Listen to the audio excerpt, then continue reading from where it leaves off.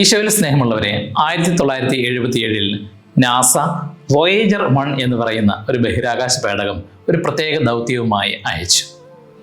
നമ്മുടെ ഭൂമിക്ക് സമീപത്ത് എവിടെയെങ്കിലുമോ, ഈ സൗരയൂഥത്തിലോ അല്ലെങ്കിൽ നമ്മുടെ ഗാലക്സിയിലോ ഈ നക്ഷത്രരാശികളിലെ എവിടെയെങ്കിലുമോ പ്രപഞ്ചത്തിൻ്റെ ഏതെങ്കിലും ഒരു കോണിലോ ജീവൻ്റെ ഒരു സ്പന്ദനമുണ്ടോ എന്നറിയാനുള്ള ഒരു ദൗത്യമാണ് വോയേജറിന് ഉണ്ടായിരുന്നത്. ഈ പ്രപഞ്ചത്തിൻ്റെ ഏതെങ്കിലും ഒരു കോണിൽ വെച്ച് ബുദ്ധിയുള്ള ഏതെങ്കിലും ഒരു ജീവിവംശത്തെ കണ്ടെത്തിയാൽ അവർക്ക് കൈമാറുന്നതിന് വേണ്ടി ദ ഗോൾഡൻ റെക്കോർഡ് എന്ന് പറയുന്ന ഒരു ശബ്ദത്തിൻ്റെയും ചിത്രങ്ങളുടെയും ഒരു സന്ദേശവും ഈ വോയേജറിൽ ഉണ്ടായിരുന്നു. കാൾ സേഗൻ എന്ന പ്രസിദ്ധനായിട്ടുള്ള ജ്യോതിശാസ്ത്രജ്ഞൻ്റെ നേതൃത്വത്തിലുള്ള ഒരു സംഘമാണ് ഇത് തിരഞ്ഞെടുത്തത്. തിരമാലകളുടെ, കാറ്റിൻ്റെ, മഴയുടെ ഒക്കെ ശബ്ദം, അതുപോലെ തന്നെ മനുഷ്യൻ്റെ പാദപതനത്തിൻ്റെ ശബ്ദം, ഹൃദയസ്പന്ദനത്തിൻ്റെ ശബ്ദം, കുഞ്ഞുങ്ങളുടെ ചിരി, ലോകത്തിൻ്റെ പല ഭാഷകളിൽ നിന്നുള്ള ആശംസാ സന്ദേശങ്ങൾ, അതുപോലെ സംഗീതം, ഇതെല്ലാം ഈ ഒരു വോയേജറിൻ്റെ ഗോൾഡൻ റെക്കോർഡിൽ ഉണ്ടായിരുന്നു.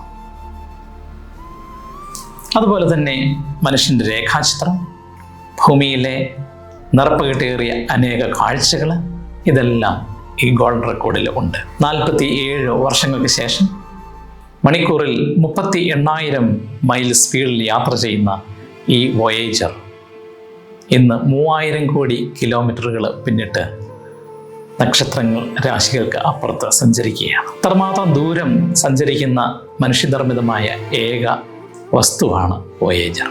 2000 വർഷങ്ങൾക്ക് മുമ്പ് ദൈവത്തിൽ നിന്ന് ഒരു സ്നേഹ സന്ദേശം ഭൂമിയിലേക്ക് വന്നു. ദൈവത്തിൻ്റെ വചനമായ ഈശോ എന്നായിരുന്നു ആ സന്ദേശത്തിൻ്റെ പേര്.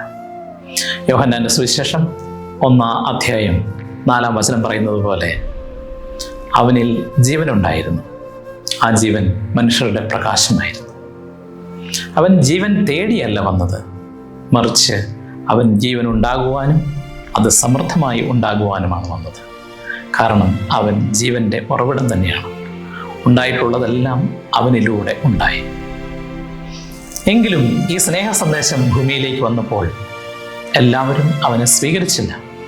യോഹന്നാന്റെ സുവിശേഷം 1-ാം അധ്യായം 11-ാം വചനം പറയുന്നു, അവൻ സ്വന്തം ജനങ്ങളുടെ ഇടയിലേക്ക് വന്നു, എന്നാൽ സ്വന്തം ജനം അവനെ സ്വീകരിച്ചില്ല.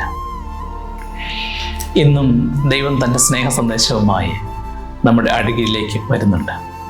നമ്മുടെ ഹൃദയത്തിൻ്റെ വാതിലുകളിൽ അവിടുന്ന് മുട്ടുന്നുണ്ട്.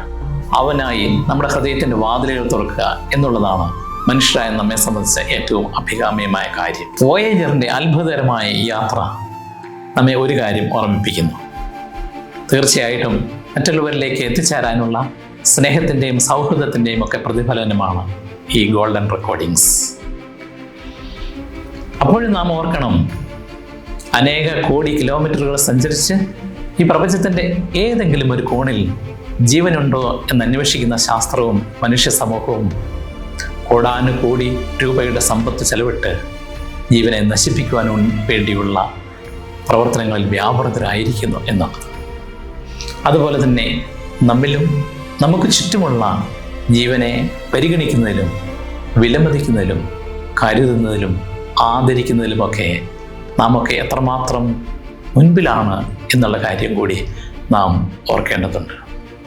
ഈ ക്രിസ്മസ് ജീവൻ എന്ന മഹാദാനത്തിൻ്റെ, നമുക്ക് ഉള്ളിലുള്ള, നമുക്ക് ചുറ്റുമുള്ള ജീവൻ എന്ന അത്ഭുത പ്രതിഭാസത്തിൻ്റെ, മഹാദാനത്തിൻ്റെ സമൃദ്ധമായിട്ടുള്ള ആഘോഷമായിരിക്കട്ടെ. ആമേൻ.